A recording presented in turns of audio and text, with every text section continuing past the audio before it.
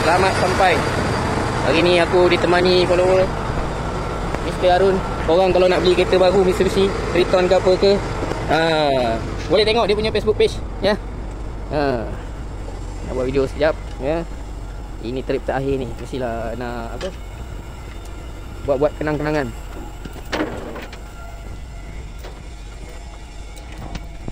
Okey, alhamdulillah tak ada apa-apa di perjalanan. Semua okey. Ya, bos ha.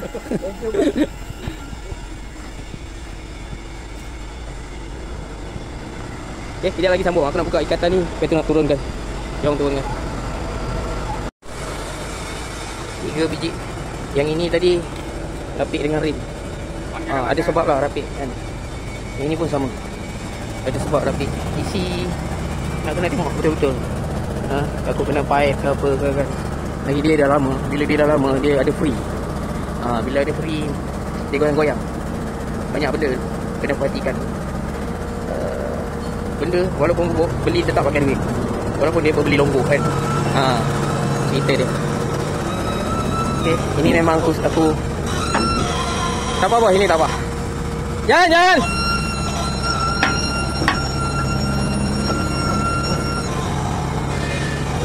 Bos. Tangan kasih rendah sikit, bos. Tangan kasih rendah. Tak mau main tinggi. Kasih rendah sikit. Okey. Excavator ni bahaya kalau tangan dia tinggi-tinggi. Memang bahaya.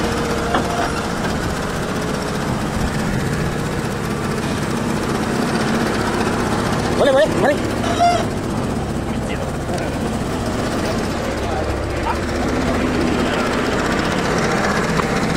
Safety.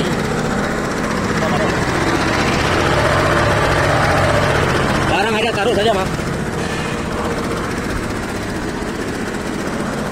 Okey.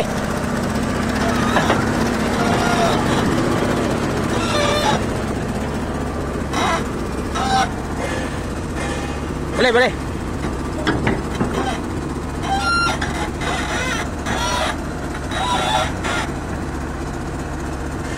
Okey, bos, mari. Okey.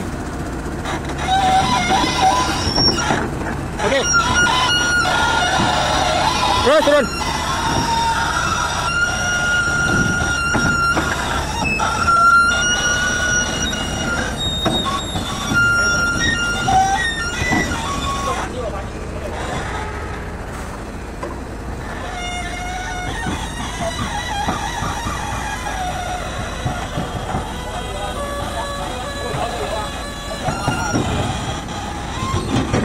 Ini macam dia goyang-goyang lah.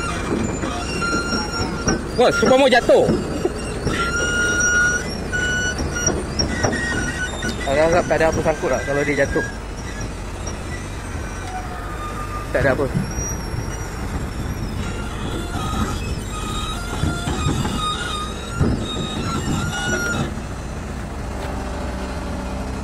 Penurunan yang kedua. Tapi terpaksa start yang belakang ni dulu. Lepas tu start yang ini alihkan. Sebab lantai aku tak cukup panjang. Jadi dia ngam-ngam je untuk 3 biji ni.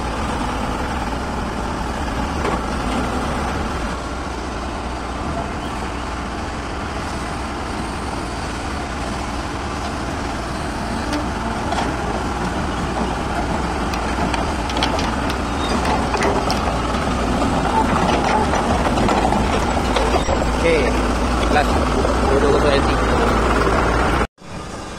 Turunnya excavator yang terakhir ni menandakan selesai tugas aku di sektor transport ya. Ini trip terakhir tu. Lepas ni berhijrah ke tempat lain. Jangan lupa nak beli kenderaan Mitsubishi baru boleh call Harun. Boleh tengok page dia, boleh WhatsApp dia.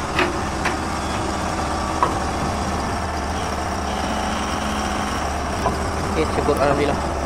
Selamat. Ada apa-apa yang tak kena terkasar bahasa ke perbuatan, aku minta maaf ya kepada korang semua. InsyaAllah berjumpa di lain siaran. Aku nak kemas-kemas dulu, masa dah tak banyak.